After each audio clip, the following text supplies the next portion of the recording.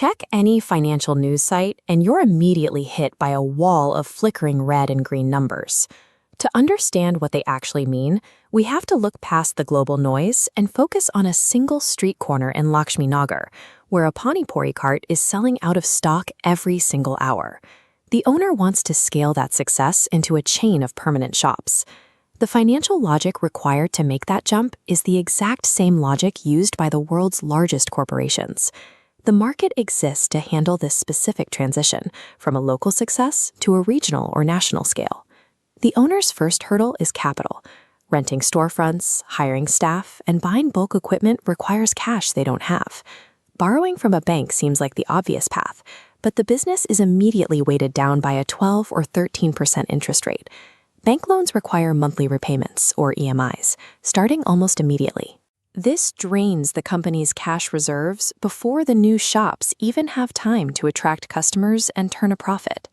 If the expansion takes longer than expected, those fixed monthly costs can kill a growing business before it ever hits its stride.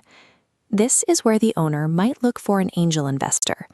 Instead of lending money, the investor provides cash in exchange for a percentage of ownership. This diagram shows the core mechanic of equity.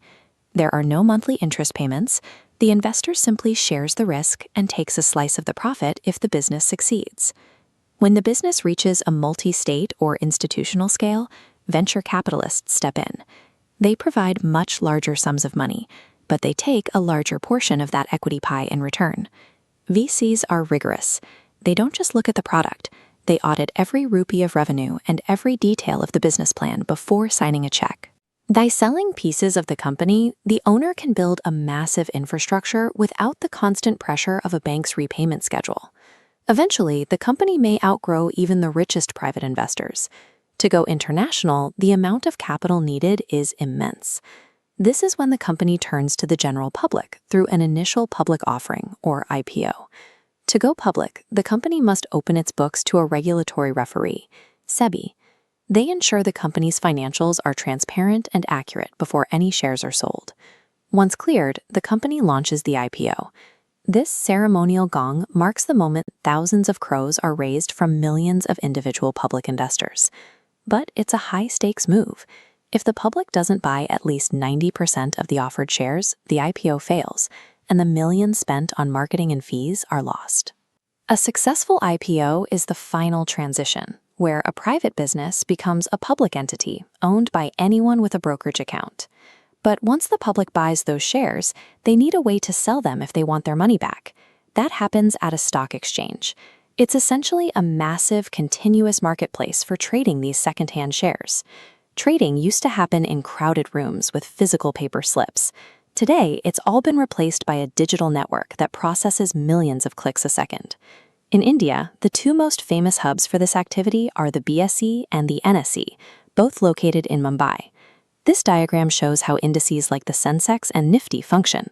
Tracking every single company is impossible, so the exchange samples the top 30 or 50 largest companies to estimate the health of the entire market.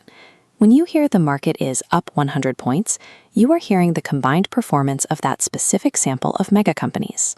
It's easy to assume that when a stock price drops on the news, the company is losing cash from its bank account. In reality, the company already got its money during the IPO. The daily exchange on these screens is just investors trading among themselves at whatever price they agree on. The real impact of a low price is on the company's credit. Owners often use their shares as security for bank loans.